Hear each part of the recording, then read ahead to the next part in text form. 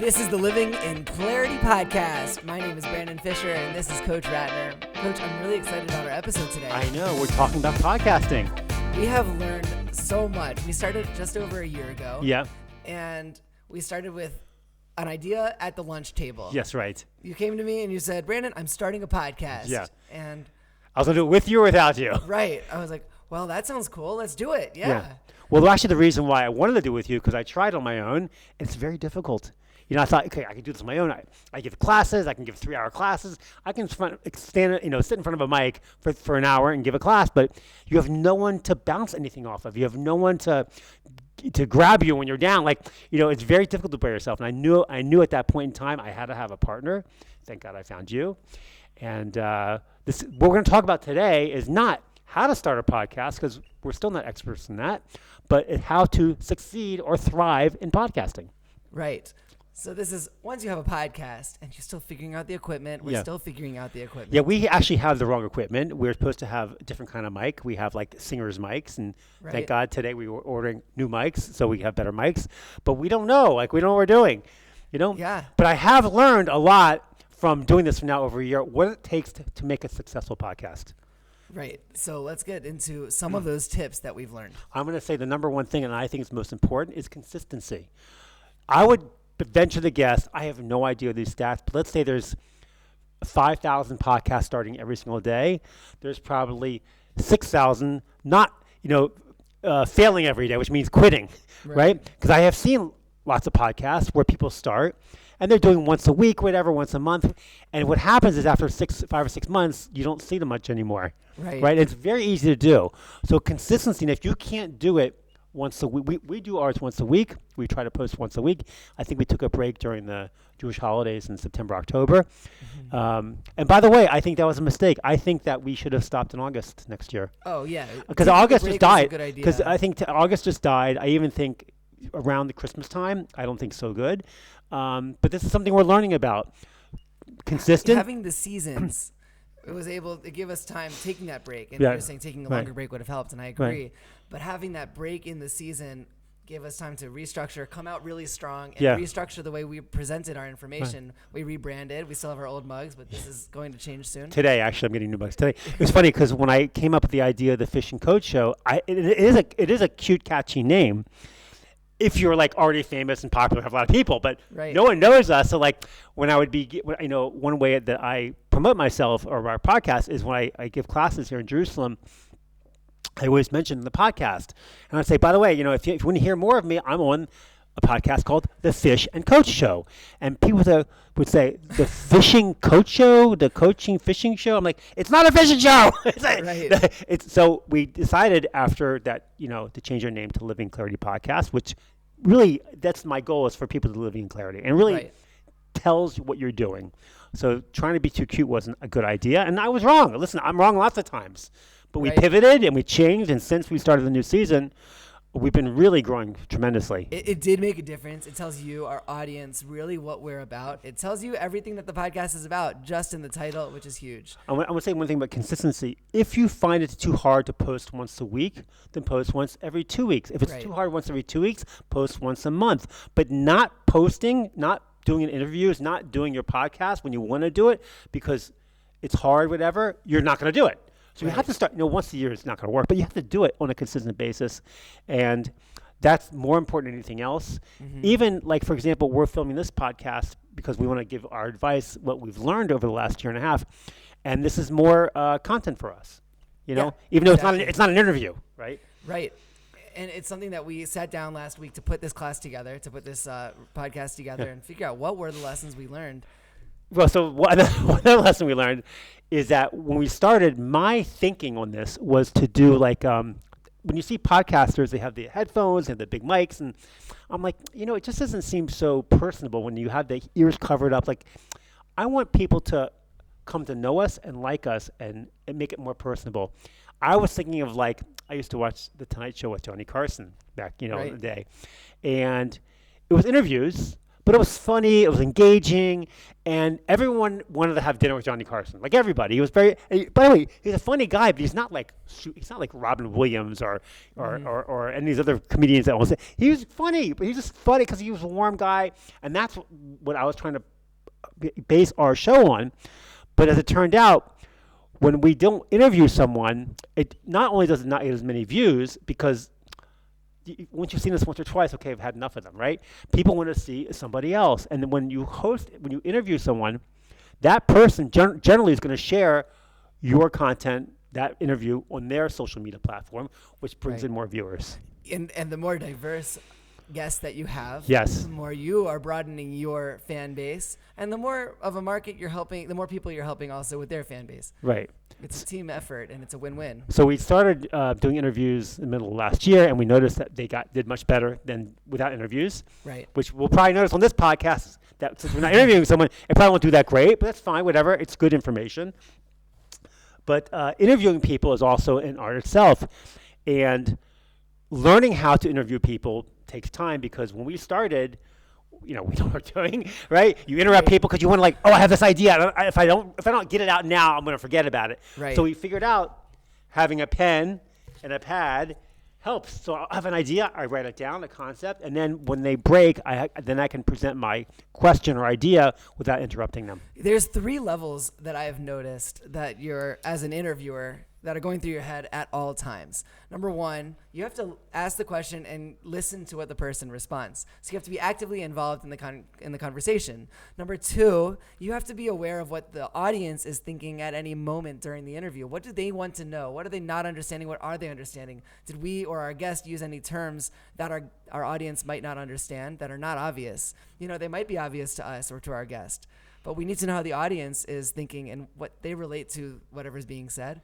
And then finally, we also have an agenda to steer the conversation in order to deliver a message to our listeners. So you're trying to guide the conversation with an awareness of the audience, at the same time be actively engaged in the dialogue with the guest. Yeah, because we do a lot of Jewish interviews, and sometimes Yiddish will come out or some Hebrew word, and we have to try to remember to make sure you translate it because not everyone knows what we're talking about. Yeah, we recently interviewed Hila Oz, and it was a great interview, but she referenced that Achashverosh, the king of Persia at the time, what did he do? Oh, he abused his wife? He raped right. all of the princesses, all the ladies in the kingdom. So that's not something, and it's a fascinating thing. But we got to make sure that you, as our audience, is aware of these topics. So we explained it, and got involved, and she shared what that was from. So just another example of how you need to be aware of the audience at all times.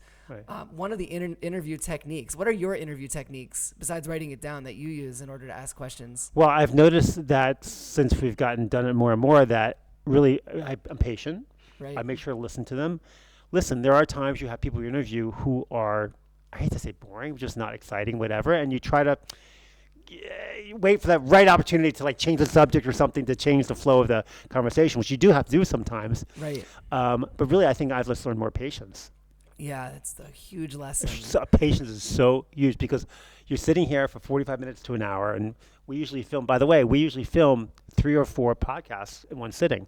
Right. So if you're sitting here today, we've also filmed other people today, and it's long. It's a long day, but I have to pay for a cameraman who's great, and the lights, and I have to find here in Jerusalem, it's not like there's a lot of space. So once you get a space, you want to get as much filmed as you can. Right. And so we have a month of 2 of posts of backup content. Yeah, which is the key to our consistency. Right, which is how we do it. We don't film every week. If we did that, we would fail. Yeah, that's right. Because we're busy, he's busy, I'm busy, I have family. There's no way we can do it. And we try to, and now hopefully we'll have a month break.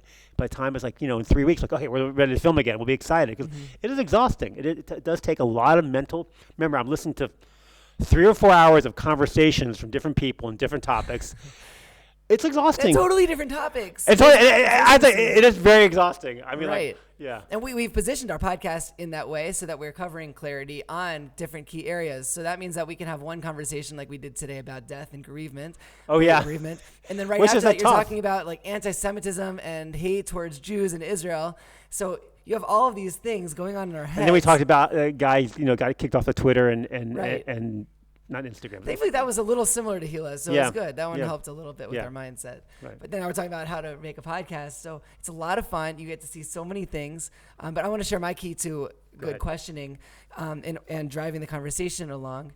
Guiding the conversation is you validate what they're saying. You actively show that you've listened, you've heard what they said, and you try to pivot in it in a way that moves on to the next topic by asking how or what questions, meaning open-ended questions that make the person think and give them the chance to respond, not just yes. And you don't want to come across like you're ever leading the audience or the person you're interviewing. That's what you're good with. That's like we have different skills. We have different skills. Brandon and I are not the same. Right. And I have different skills. I'm a little more sillier and maybe edgier. And he's, asks these open-ended questions that gets people to think.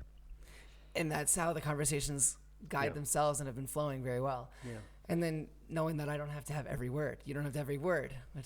I don't need to start anymore. I can sit back. I don't care if I haven't spoken for 15 minutes. Ego gets in the way. It's like sometimes you want to be the man. You want to be, but if you want to succeed, I tried to do this on my own. I figured, I'm not going to succeed on my own. I'm just not. And I tell you the truth, having another person to share this limelight with makes us greater. And if we had a third person, it'd even be greater. And the more we share, the better. What they say, the rising tide raises all boats, right? Oh, I like that. Yeah, right. And so you don't want to. So sometimes you have to bring other people along to succeed. But one of the things I want to mention that's very important are shorts.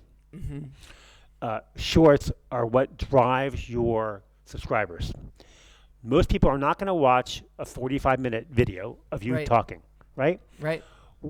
What's time for that nowadays? No one's got time for that. No. Very few people are listening to your whole podcast. Right. They'll listen to your shorts, which are under a minute. Right. We post on TikTok, and we post on Instagram, we post on YouTube, right? The YouTube ones get between anywhere, sometimes a few hundred, sometimes 10, whatever, but usually a few thousand to many thousand. We want to hit 95,000 on YouTube. Those are building subscribers. Exactly. And the more you have out there, it's called. Hey, you have to feed the machine. YouTube is a machine. TikTok's a machine. The more you feed it, the more it wants to feed you. More it wants to get fed, but the more it wants to promote your stuff. So you have to have good short material and just slam it with shorts. Yeah. Because you don't know which one's going to do well. We had a short on TikTok with Gila Oz hit 2.1 million this weekend. 2.1 million people saw our podcast. Now they only saw 30 seconds of it. Right. But I know hundreds of people, maybe if not thousands of people, subscribe to us on TikTok or YouTube because of that short. And that's a misconception I went into this with. You did what? I would have thought that the shorts don't count as content. They're like cheap ways. Like if you have 1 million short views, that's cool. That's really impressive. It sounds really good. But does that really count as them consuming your content? And I was told by a PR specialist that totally counts as them consuming your content. And that's something that podcasters out there should know, is that they're consuming your content and they're going to watch your shorts repeatedly. And eventually, it could take a year. They might subscribe. I've heard of people sitting I don't know who this was, I can't remember. They said, I was up until 2 a.m. watching your shorts for 3 hours. I'm it's so funny. I don't even know if they're a subscriber. But the point is, even if they only like your stuff or they don't do anything, they don't comment, they don't like, that person is building their rapport with you. They're building their relationship with you. And that's really what it's all about. And next time you might have a podcast that comes out a few months later that they like, and they already like you. Therefore, they're going to listen to the whole thing. I got to subscribe, and they're subscribed, and they might be a weekly subscriber of yours. You just don't know. Exactly. But the power of this is really huge. I'm kind of an older guy, so I don't. The internet and I don't work well together, right? You're Technology. Not that old. I'm not that old, but I know I'm just not whatever. I'm an old school guy. So but the power of the internet is quite amazing. It's getting so much more amazing. We've been using, we just discovered AI and have been using it just to see how it can enhance our interviewing. ChatGPT. Wow. We can show them, right? Yeah. So we were interviewing. We had an interview recently, and I wanted to put together an idea of what kind of topics we can cover based on her expertise, and maybe some questions that relate to it. So I typed in exactly the questions on what kind of questions, the type of questions, the categories that I'd be interested in, tied in with a Jewish topic, and it generated an unbelievable amount of clean topics. I'll give one example of the questions. We didn't end up asking them, but having the questions in our head helped us guide the conversation. So here's one of them. The story of Purim teaches us that sometimes things are not as they seem, and that behind the surface events, there are hidden forces at work. How do you think this applies to the current situation of Israel and Palestine, and what can be done to better understand and address these underlying issues? How do we ask the question? I think it would have been way too long for her to process on the spot. Too long question. Short, but it would have elicited an incredible response. So what I'm showing here is these might not be the best questions to actually ask. They're way too long-winded. But they introduce topics based on the target demographic that I plugged into the chat GPT. And it generated the questions, tying them all together that make you think. And then we were able to ask some of those points in the interview. Yeah, GPT. GPT is pretty scary. I can't even say it. But one thing I've noticed this happened to us in the last few months is that since our shorts are getting a lot of play, our downloads both on Apple and Spotify have been increasing significantly, and our YouTube has been increasing significantly. Now that's happening, we're getting asked to interview more people. Like people, we're not going to people; they're coming to us now. Which is we're not even that. We're like small. We're tiny. Like we're a little nothing. We're like not even, nothing podcast. But still, people are now asking to come to us, which is kind of cool because now we can like pick and choose who we're gonna pick. We have our interviews are getting better and better too as we go on. And we're trying to say yes. We're not trying to say no to anybody. No, we try to say yes to everyone. With so much time in the world, Exactly. Yeah. And it's been fun. It's been fun to hear people giving us feedback. What's been really fun is we interview students here in Jerusalem, and they're interesting guys. We like them. We're like, okay, we're gonna. And next thing you know, like Andrew, the guy was 24 years old. He was working with MIT or. Well, he was with Carnegie Mellon. Carnegie Mellon. He designed a rover. It's getting sent to the moon next year by NASA. Right. He was 25 now, or whatever, something like that. Like that story that came out of nowhere.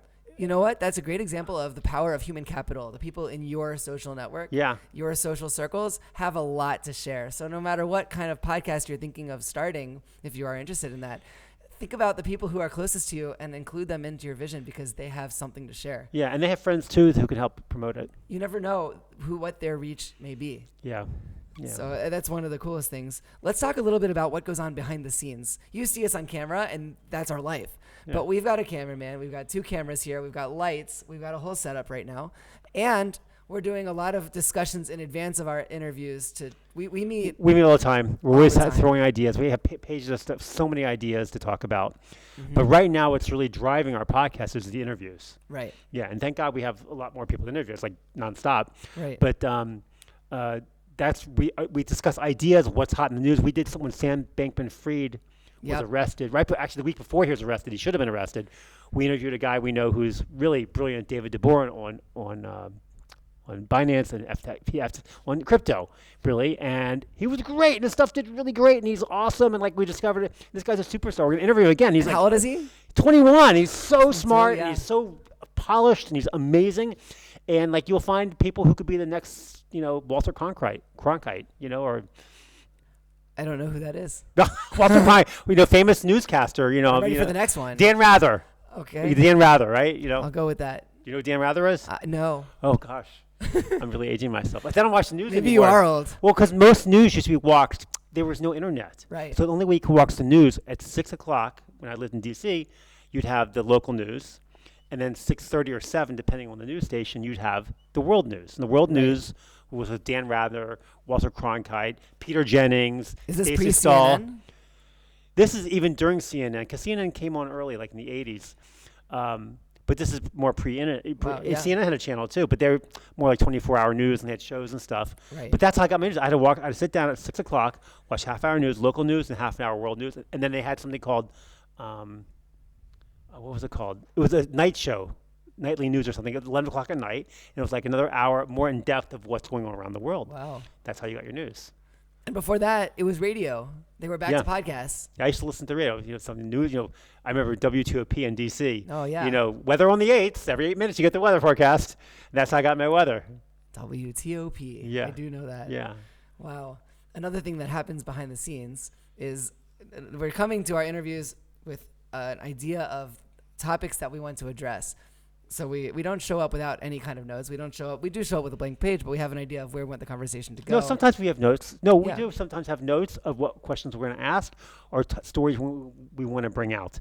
Exactly. So not everyone can talk. Like, not everyone are like Lori Palatnik or Gila Oz, where like you can just say chicken and then they're going to talk for 45 minutes. Like, right? So like we've been lucky at we've been very blessed to have people. We just go chicken, and next thing we have an hour podcast. So like, so we've been very blessed with that. But not everyone's going to be like that. So you better have triggers, keywords, questions to ask to keep the conversation flowing. Exactly. And then finally, one more thing we're doing behind the scenes is planning on what's next beyond the camera. Meaning we're doing a live event next week. We're bringing our podcast on the road. I guess by the time this airs, it'll be over by then. Already have seen this. But by the way, you can watch. It will be on YouTube live when this podcast is posted. Right. And we're interviewing Rabbi Gabriel Friedem and Jamie Geller, who's she used to work for HBO, and they're both now living in Jerusalem. They're both great. They're going to be awesome. We got a band because I'm basing it on The Tonight Show. Yeah. And one of the coolest things that we're a podcast, we're not going to have any microphones. We're going to have on the shirt mics. Or on the head mics. We're getting head mics, and I'm going to do a 5 to 7 minute comedy monologue. Right, which is completely new for me. I've never done. I tell jokes occasionally, but that's a big deal because you can sit here and talk for 5 to 10 minutes, not a problem. But doing a comedy monologue, you got to be on. You got to time it. You got to have the right words. It's so easy to mess up. Right. And then, so it's going to be an hour and a half show, and we hope to make it fun. That's what, hopefully our podcast is fun too. I don't know. Yeah, exactly. But what it's doing is showing the evolution of where we want to go with the podcast, getting in front of our audience, getting in front of you. I would love to do a talk show once a month. It'd be so much fun. A live talk show, live on YouTube, live in person with the audience of 200 people. That'd be my dream. Yeah. Right? So cool. Would that be so cool? Yeah. So we're trying it. We're going to see what works. Who knows? We'll have another one or not. But we were doing Beer Bazaar ones, and those are really good. But this one, we're going to have a band and make it fun. We're just being quick with these ideas. When we have an idea, we put the whole thing together in 3 days. Yeah, we don't waste time. The whole idea, exactly. The whole podcast game. The name change happened in one afternoon. I know. I can't wait. We're going to have some swag at the event. I'm getting not t-shirts. I'm getting backpacks. I'm getting hats and mugs. It's going to be so good for brand awareness, which is another key to podcasting. Podcasting brand awareness. Why don't you talk about that? Well, your brand is going to become everything. And like we said at the beginning, we had the Fish and Coach show, and no one knew who Fish or Coach was because this is the introduction onto the public scene for us, really. Yeah. So no one heard this brand just never really took off the way we were hoping it to, which makes sense. So we created a brand, the Living in Clarity podcast, that tells the audience what we are, who we're for, and what we're trying to do. Right. So that's number one. Number two, is there... Well, the other thing about Living Clarity podcast, God forbid something happens to me and I can't do it. Brandon can just, I'm keeping it up. Right. I'll get somebody else in here, or I'm let's get a third person. Brandon's gonna, go off and get married for a year or whatever. I'll find someone else to fill in his first shoes. It's not based on us. Right. It's based on the brand Living in Clarity. We're just part of the brand, and we make the brand. But if we're not here, it can go on with somebody else. And that's the key, really. It's that the brand has a need that we're filling beyond the two of us and our egos. Yeah. It's not just about us. It's about what we're providing you guys, hopefully inspiring you with some clarity. Yep, that's it. Anything else? Talk about it all the time, because people need to. Don't brag. Oh, go to podcast, but how are you going to build followers if you're have a secret podcast? I know. I've given classes to 20, 30 people, and I forgot to mention the podcast. I'm pretty good now about mentioning it, but at first I'm not used to having to brag about it. But thank God people see. Where can I see more of you? I'm I got a podcast now. Oh, so books too, He also has books, which he also doesn't talk about enough. I don't talk about my books. And maybe we should create a little ad that plays in the middle of our episodes. Hey, introducing Coach Ratner's books. Yeah. They're great books. I highly recommend you read them and get yourself a copy. Three under Daniel Ratner, which is my name, and one under Coach Ratner. But my new one coming out this summer is killer. It's going to be Never Leaving the 4 Phases of a Loving Relationship. I think my guess is it's supposed to be Thank you. It's supposed to be the last book ever on dating and marriage. Wow. Yeah. Until another book comes out. By you. By me. No. So. I think that's the key. Yeah. It's mentioning what you're doing so that the audience knows how they can become part of your tribe. And they say 1,000 followers is a tribe, 1,000 loyal followers. Loyal. And then you've kind of set yourself up. Yeah. Up until that point, you're constantly battling, trying to maintain the audience. They might find one podcast interesting, another one not interesting. We want 1,000 people who watch and listen to every one of our podcasts religiously. Or most of them. Yeah, well, whatever. Yeah. That's ideal. All right. That's good. Yeah. Good luck if you're thinking of starting your own podcast. Just do it. Don't do the cameras. Just get your phone and do it and start doing it on a consistent basis, whatever your consistency is, once every 2 weeks, once a month, whatever, and just start doing it. If you're consistent, you'll see what happens. And enjoy the process. Yeah. It's really fun. Yeah, it's a lot really of fun. All right. Anyway, thank you for watching this episode of the Living in Clarity podcast. We'll see you next time. Thanks for joining us on this episode of the Living in Clarity podcast. If you enjoy what you just heard, make sure you like, subscribe, and comment with any suggestions for future episodes. We'll see you next time.